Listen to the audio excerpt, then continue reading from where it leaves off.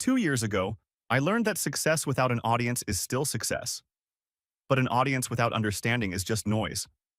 The smell of Mom's pot roast filled the dining room that October evening, the same recipe she'd been making for Sunday dinners since I was 12. The mahogany table Dad had built himself gleamed under the chandelier, set with Mom's good china, the kind she only brought out for celebrations. And tonight was definitely a celebration, at least for one of us. Garrett strutted through the front door like he owned the place, which, given Dad's reaction, he might as well have. The sound of his dress shoes clicked against the hardwood with the confidence of someone who'd just closed another life-changing deal. His BMW, the latest model, pearl white with chrome accents, sat in our driveway like a monument to his success. I'd parked my 5-year-old Honda Civic on the street, as usual. "There's my champion!" Dad's voice boomed from the kitchen as Garrett made his entrance. The enthusiasm in his tone was unmistakable, the same tone he'd used when Garrett made varsity football, when he graduated college, when he landed his first sales job. It was the tone reserved for achievements that mattered. Garrett grinned, adjusting his Rolex, a new addition since the last family dinner. "Just another day at the office, Pops. Though I guess not everyone can say their day at the office nets them a $40,000 commission check." I was already seated at the table, still wearing my work clothes, a modest gray suit from Men's Warehouse. Nothing flashy, nothing that screamed success. I'd come straight from the bank, where I'd spent the afternoon reviewing commercial loan applications, analyzing financial statements, and making decisions that affected people's livelihoods. But that didn't make for dinner table conversation, apparently. Mom emerged from the kitchen carrying the roast, her face beaming with the kind of pride that only comes from having both her boys home. "Felix, honey, you look tired. Long day?" "Every day's long when you're building something real," I replied, though the irony would be lost on everyone except me. Dad appeared behind Mom, carrying a bottle of champagne, the expensive stuff he kept hidden in the basement for special occasions. "Tonight calls for the good stuff," he announced, already working on the cork. "My son just closed the biggest deal of his career. Tell them, Garrett." Garrett leaned back in his chair with the casual arrogance of someone accustomed to being the center of attention. "Client walked into the showroom yesterday looking at entry-level models, left with a fully loaded luxury package, financing, extended warranty, the works. Sometimes you just have to know how to read people, how to make them see what they really need." The cork popped, and Dad poured champagne into 3 glasses, leaving mine noticeably empty. Not an oversight, a statement. Champagne was for achievements worth celebrating. "That's what real success looks like," Dad said, raising his glass toward Garrett. "Knowing how to close, knowing how to make things happen. That's the difference between dreamers and doers." I cut into my pot roast, the meat tender and perfectly seasoned, while the conversation flowed around me like water around a stone. They talked about Garrett's client list, his sales numbers, his plans for the next quarter. Dad hung on every word, asking follow-up questions, offering advice from his own business experience. The small construction company he'd built from nothing had made him comfortable, not wealthy, but successful enough to recognize ambition when he saw it. Or thought he saw it. "And what about you, Felix?" Dad's attention finally turned my way, though his tone had shifted. Less enthusiasm, more obligation. "The way you ask about the weather when you're making small talk." "Still at the bank, I assume?" "Still there," I confirmed, taking another bite. "Good, good. Stable job, regular hours. Nothing wrong with that." The words carried the weight of someone trying to find something positive to say about a disappointing report card. "Though I have to ask, when are you planning to move up? You've been there, what, 3 years now?" "Something like that." Garrett leaned forward, his voice carrying the condescending tone of an older brother who'd always been the favorite. "Felix, man, you've got to think bigger. Banking is fine, but you're never going to make real money shuffling papers behind a desk. You need to get out there, work with people, close deals. I could probably get you an interview at my place. They're always looking for new blood in sales." The offer hung in the air like smoke, well-intentioned but insulting. I set down my fork and met his gaze. "I appreciate the thought, but I'm good where I am." "Are you, though?" Dad interjected, and something in his voice made the room feel smaller. "Felix, I'm going to be honest with you because that's what fathers do. Your brother just made more money in one afternoon than you probably make in 6 months. He's building relationships, creating opportunities, making things happen. And you? He paused, searching for words that wouldn't sound too harsh. You're wearing a tie and calling it success. The silence that followed was deafening. Mom's fork clinked against her plate as she tried to pretend she hadn't heard. Garrett looked uncomfortable for the first time all evening, probably realizing his bragging had set the stage for this moment. Dad continued, his voice gaining confidence as he warmed to his theme. Your brother earns real money. You're just playing office. Wearing a tie doesn't make you successful, son. When are you going to do something real? The words hit like a physical blow, not because they were cruel, though they were, but because they revealed something I'd suspected for years. In Dad's eyes, I'd already been measured and found wanting. The quiet competence I'd built my career on, the steady progress I'd made, the expertise I'd developed. None of it registered as real achievement because it didn't come with flash and fanfare. I looked around the table at the faces of my family. Mom's expression was pained, caught between loyalty to her husband and protection of her son. Garrett looked genuinely sorry, probably wishing he'd toned down his celebration. And Dad? Dad looked like a man delivering tough love to a son who needed to hear hard truths. The thing is, I could have corrected him right then. Could have explained that my entry-level position had evolved considerably over the past year. Could have mentioned the promotion I'd received, the raise that had pushed my salary well into 6 figures, the respect I'd earned from colleagues and superiors alike. Could have pointed out that my savings account was growing while Garrett's lifestyle required every penny he made, and then some. But what would have been the point? Dad had made his judgment based on appearances, on the surface-level markers of success he understood. Correcting him wouldn't change his perspective. It would just force him to adjust his dismissal to fit new facts. Better to let him think what he wanted to think. I folded my napkin and placed it beside my plate. I should go. Early morning tomorrow. Felix, wait, Mom started, but I was already standing. Dinner was great, Mom. Thanks for cooking. I kissed her forehead, nodded to Garrett, and looked at Dad one last time. Congratulations on raising a son who earns real money. The drive home gave me time to think, the familiar streets of my childhood neighborhood passing by in the darkness. Dad wasn't wrong about Garrett's success. He was genuinely talented at sales, had a natural charisma that opened doors and closed deals. But Dad wasn't right about my failure either. He just couldn't see past the quiet nature of what I did to understand its value. That night, I made a decision that would define the next 2 years of my life. I wouldn't argue with Dad's assessment. I wouldn't defend my career or explain my achievements. I would simply continue building the kind of success that didn't need an audience, the kind that spoke for itself when the time came. I had no idea that time would come in the form of my brother's loan application landing on my desk, or that the phone call that followed would change everything between us forever. But that's a story for another day. For now, I was content to be underestimated. Success without recognition is still success. And sometimes, the sweetest victories are the ones nobody sees coming. The manila folder landed on my desk with the same soft thud as dozens of others that morning. Thursday at Great Lakes Financial meant loan review day. My favorite day of the week, actually. There's something satisfying about analyzing numbers, seeing patterns in financial behavior, understanding the real story behind someone's credit report. Numbers don't lie the way people do. I was halfway through my second cup of coffee when Sarah, my assistant, knocked on my doorframe. Felix, this one needs manager approval.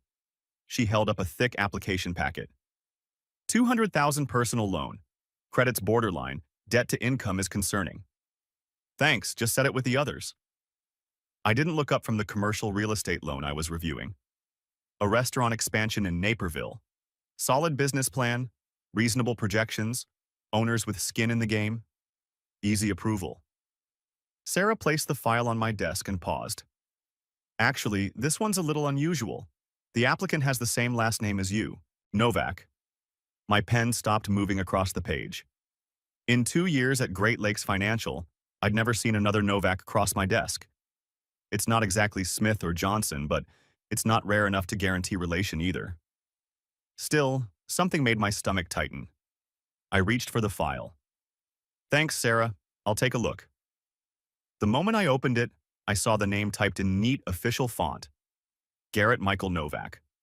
My brother's full name, his date of birth, his address. That expensive Lincoln Park condo I'd only seen in his Instagram posts. I leaned back in my leather chair, the kind of chair that screams management in ways my old cubicle never did. The irony wasn't lost on me. Here I was, sitting in an office with my name on the door and my title on business cards, reviewing my brother's loan application. The same brother who'd smirked 2 years ago when Dad called me a glorified paper pusher. The application was thick. Garrett had been thorough. I'd give him that. Employment verification from Premier Luxury Auto Sales, where he'd been for 3 years. Tax returns showing variable income. Great years and terrible years. The hallmark of commission-based sales.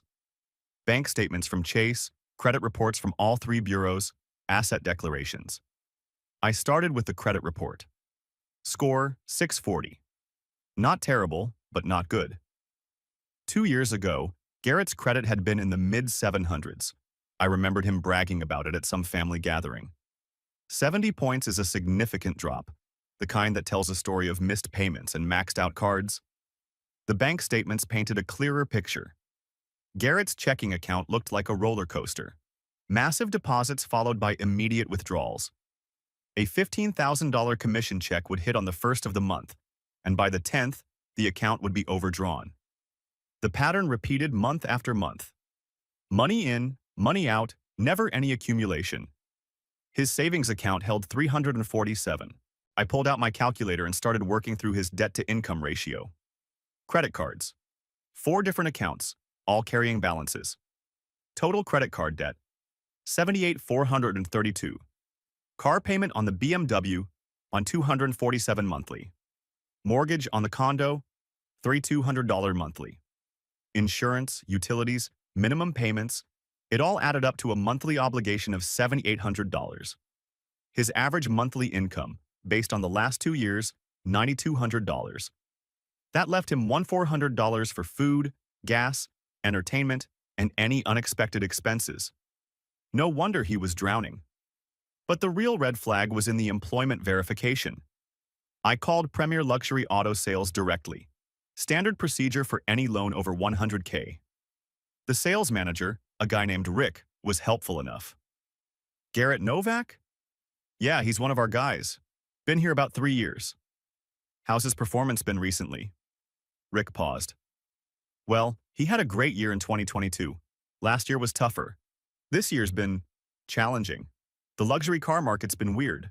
Some months he kills it, other months he doesn't move a single unit. What about his claimed income? He's listed $180,000 annually. Another pause.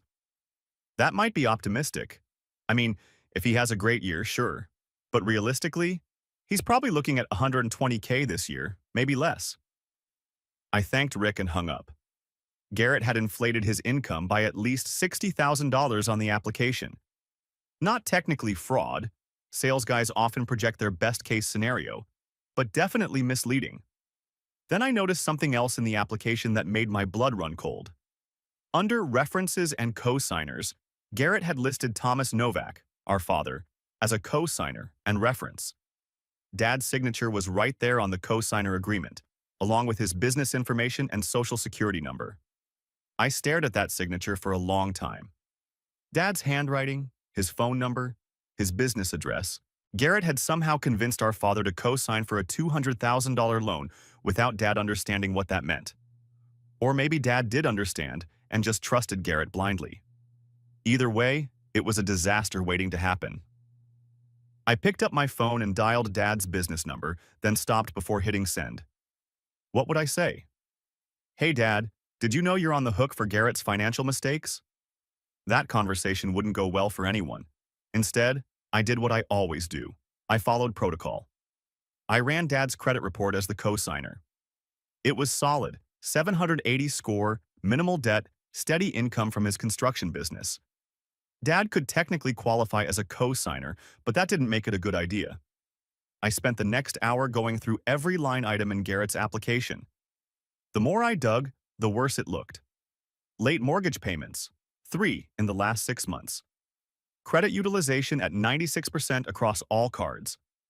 A pattern of cash advances and balance transfers that screamed desperation. This wasn't just a bad loan application. This was a financial emergency. My phone buzzed with a text from Mom. "Haven't heard from you in a while, honey. Hope work is going well. Dad says business is good. Garrett closed another big sale last week." I stared at that text for a long time. Another big sale. If Garrett had closed anything significant recently, it wasn't showing up in his bank statements. Either Mom was mistaken, or Garrett was still performing success for the family while drowning privately. Sarah knocked again. "Felix, how's that Novak file coming?"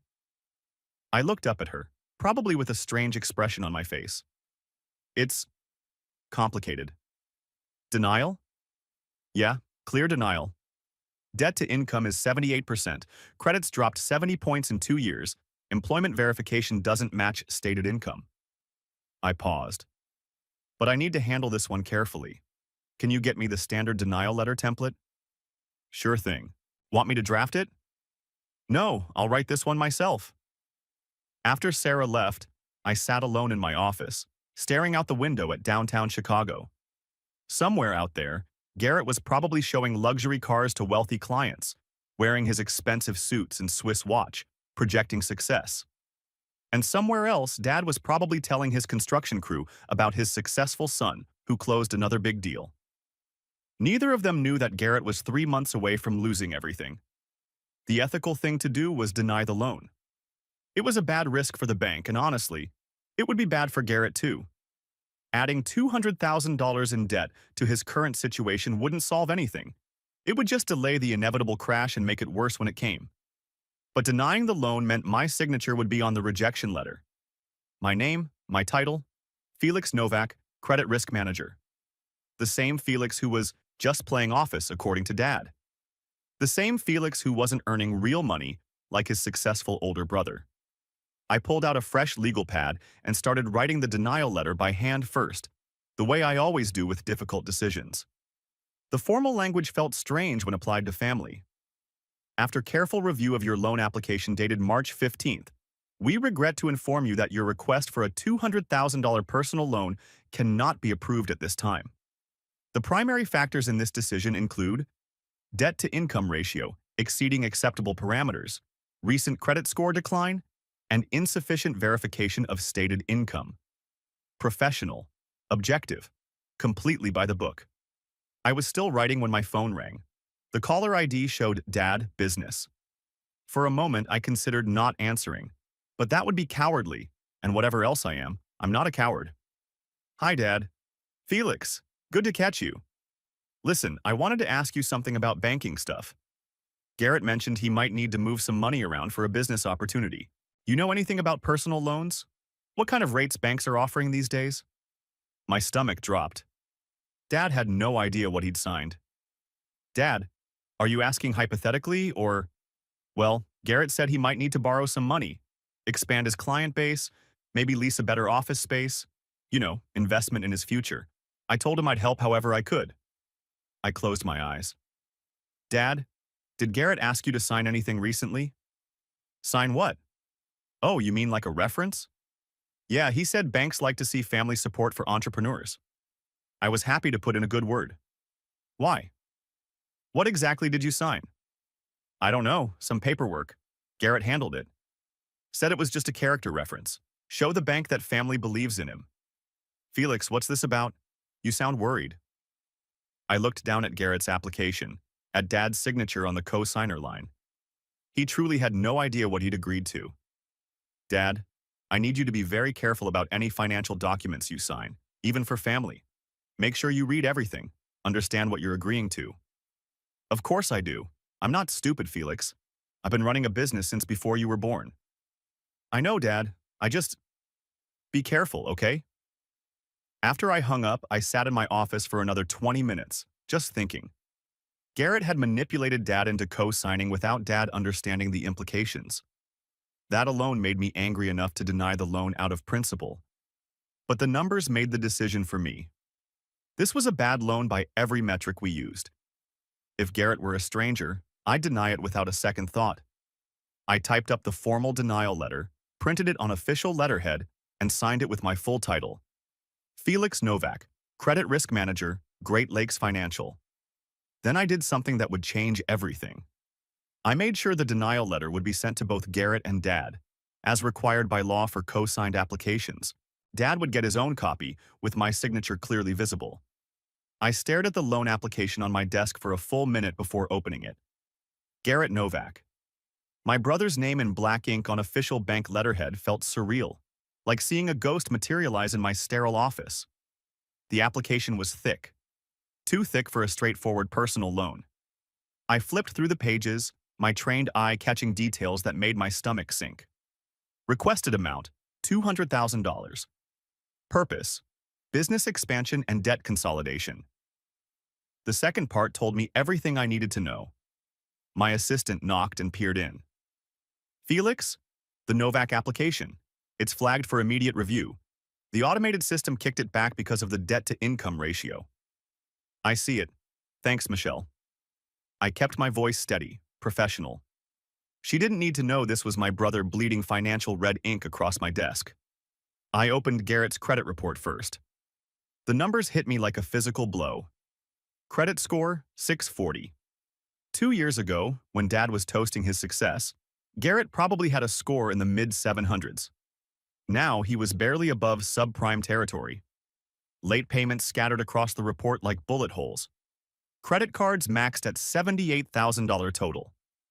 And the inquiries, God, the inquiries. 12 hard pulls in 6 months. Desperation had a credit report signature, and this was it. His employment verification came back inconsistent.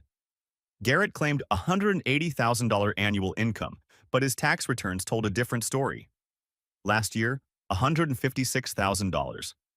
The year before, $134,000. This year, based on his year-to-date pay stubs, he was tracking toward maybe $120,000. Commission-based income was volatile, but this wasn't volatility. This was decline. I pulled up his bank statements. The spending pattern made me physically nauseous. BMW lease, $850 monthly. Condo mortgage, $3,200. Credit card minimum payments, $2,400. Insurance, utilities, food, entertainment. The math was brutal and simple. In good months, Garrett barely broke even. In bad months, he borrowed to survive. But the real kicker was at the bottom of the application. Emergency contact and cosigner, Thomas Novak. My father's name, address, and phone number in Garrett's handwriting. I grabbed my phone and called our family home. Dad, it's Felix. Felix, good to hear from you, son. How's work? Still playing office, I thought, but didn't say. Dad, did Garrett talk to you about co-signing anything recently? Co-signing? No, why? I closed my eyes. Garrett had forged Dad's consent. Not legally forged, Dad's signature wasn't on anything yet. But he'd listed him as willing co-signer without permission. In the banking world, this was a massive red flag for character. Just checking on something. I'll call you later. I hung up and stared at the application again. By every metric we used, this was a clear denial. Debt-to-income ratio, 78%. Anything over 40% required special approval. Credit score declining. Income unstable. Unauthorized cosigner reference. If this came from a stranger, I'd reject it without hesitation. But this wasn't a stranger. This was my brother, the golden child. The one Dad celebrated while dismissing my office playing. My phone buzzed. Text from Garrett. Hey bro, applied for a loan at your bank. Didn't know you worked there until I saw the address. Small world. Should be approved soon. Great credit, great income. Might put in a good word for you with the managers. The casual arrogance of it hit me like a slap. He still thought I was a teller. Still thought he was doing me a favor by acknowledging my existence. Still had no idea I was the manager who would decide his financial fate. I walked to the window overlooking downtown Milwaukee. 15 floors below, people hurried along the sidewalks, each carrying their own financial stories. Dreams, debts, hopes, desperation. From up here, they all looked the same size. My reflection stared back from the glass. conservative navy suit, understated tie, hair slightly graying at 27 from stress and long hours. I looked like what I was, a serious professional who'd built something real. Not flashy, not Instagram-worthy, but solid, dependable, successful in ways that mattered beyond appearances. Behind me, my office told the same story. MBA diploma on the wall from Northwestern. Banking certifications. Awards for loan portfolio performance. Photos from company retreats with my team. A life built on competence, not charisma. I returned to my desk and opened Garrett's file one more time. The brother I'd grown up with was drowning in debt, and he didn't even know it. The BMW, the designer clothes, the expensive dinners, all of it funded by credit cards and desperation. He was performing wealth while hemorrhaging money. The irony was crushing. Dad had spent 2 years bragging about Garrett's success to anyone who'd listen. My son the salesman, 6-figure deals, living the American dream. Meanwhile, Garrett was living the American nightmare. High income, higher expenses, zero net worth. I thought about that dinner 2 years ago. Dad's dismissive laugh when he called my work playing office. Garrett's smug grin when he talked about knowing how to close deals. Mom's uncomfortable silence. My quiet exit without defending myself. I'd made a choice that night. Instead of arguing, instead of explaining what I really did, I decided to let my actions speak. I'd focused on building something real while they celebrated something hollow. Now, reality was catching up. Garrett's house of cards was collapsing, and somehow, impossibly, I was the one holding the match. My computer chimed with an email from our senior loan committee. High-value denials required additional oversight. I'd need to document my reasoning thoroughly and get sign-off from the department head. Standard procedure, but in this case, it meant my decision would be reviewed by people who knew me professionally. I started typing my analysis. Application presents multiple risk factors inconsistent with institution lending standards. Debt-to-income ratio exceeds acceptable thresholds. Credit profile shows deteriorating payment history. Income documentation reveals declining earnings trend. Unauthorized cosigner reference raises character concerns. Recommendation: deny. Professional, objective, accurate. Everything a loan denial should be. But as I typed, I kept hearing Dad's voice from that dinner. Your brother earns real money. You're just playing office. I saved the document and leaned back in my chair. In 20 minutes, I'd sign this denial and send it through the system. Garrett would get a rejection letter. Dad, as the listed cosigner, would get a copy. And they'd both learn that the son who was just playing office had the power to make decisions that would reshape their understanding of success. The phone on my desk rang. Michelle's voice came through the intercom. Felix, your 3 p.m. appointment is here. Send them in. I closed Garrett's file and prepared for my next meeting. Just another day at the office. Just another loan decision. Just another moment when quiet competence would speak louder than any argument I could have made at that dinner table 2 years ago. Outside my window, Milwaukee hummed with afternoon energy.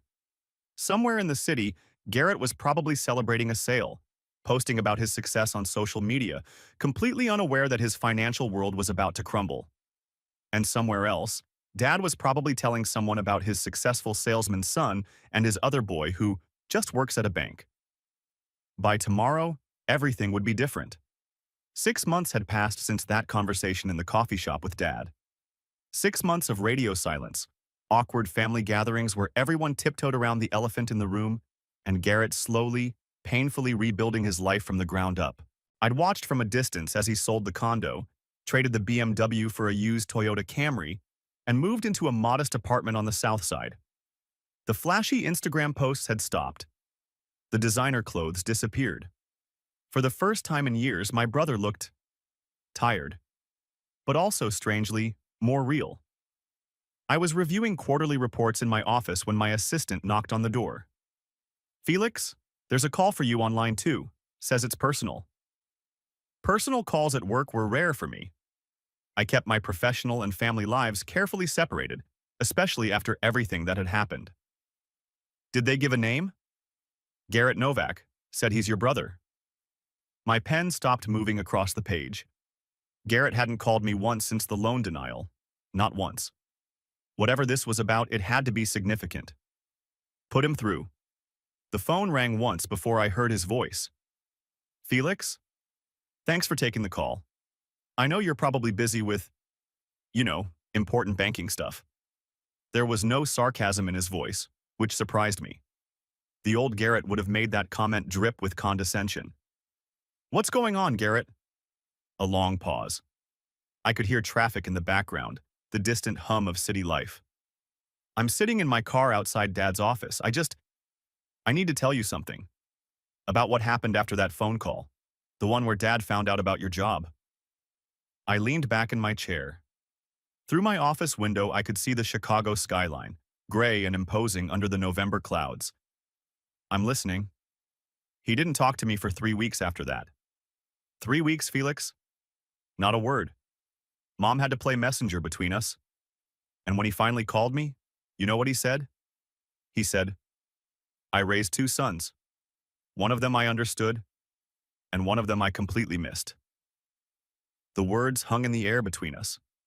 I found myself gripping the phone tighter than necessary. Garrett continued, his voice quieter now. He told me he spent 2 years bragging to his contractor friends about my sales numbers. 2 years telling everyone how proud he was of his successful son, while his other son was apparently just playing office. And then he had to call those same guys back and tell them he'd been wrong, that you weren't playing anything, that you were actually running the show. I stared at my computer screen, watching the cursor blink in the quarterly report I'd been writing. The numbers blurred slightly. Why are you telling me this? Because I think you deserve to know that he's been carrying this around like a weight. And because... Another pause, longer this time. Because I've been carrying something around too. That night, at the celebration dinner 2 years ago, when Dad said that thing about you just playing office, I didn't stop him. I could have. I should have. But I didn't, because it felt good to be the successful one for once. And I've been thinking about that every day since my world fell apart. The honesty in his voice caught me off guard. This wasn't the Garrett I'd grown up with, the one who'd learned to perform confidence so well that I sometimes wondered if he believed his own act.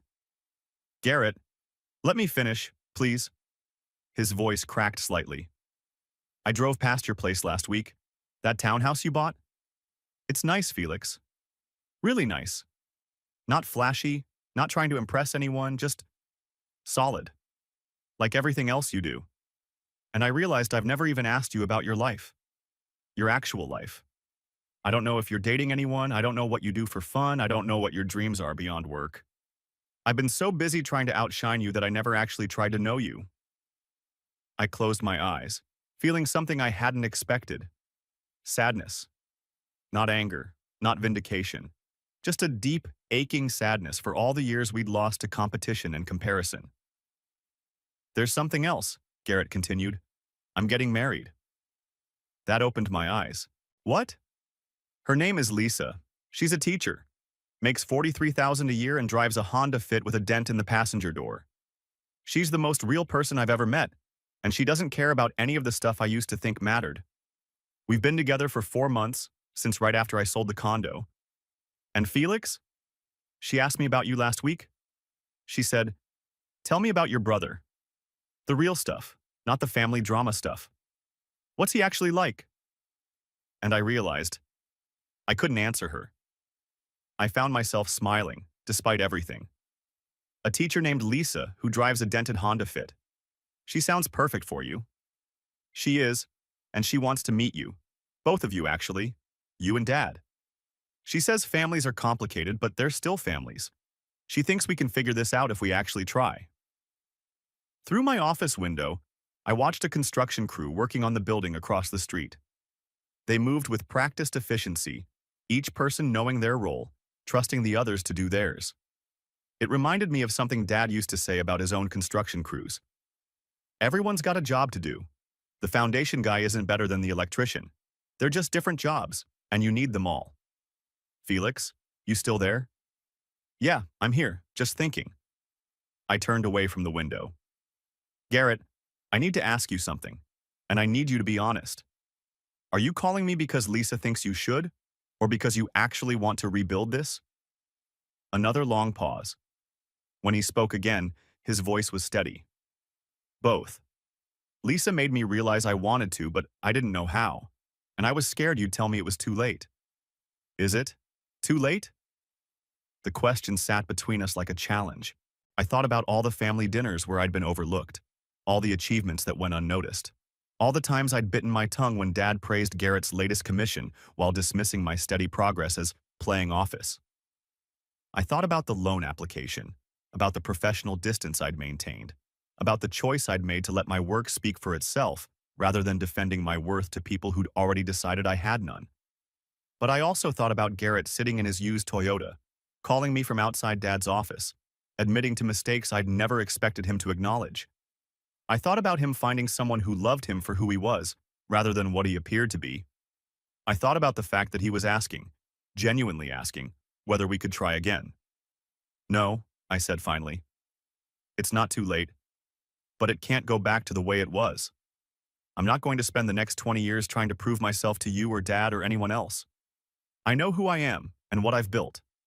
If you want to know me, really know me, then you're going to have to accept that I don't need your approval anymore. I'd like your respect, and I'd love your friendship, but I don't need your validation. I understand.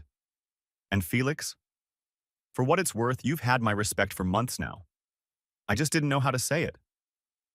I felt something loosen in my chest, a tension I hadn't realized I'd been carrying. So tell me about Lisa, the real stuff. What's she like?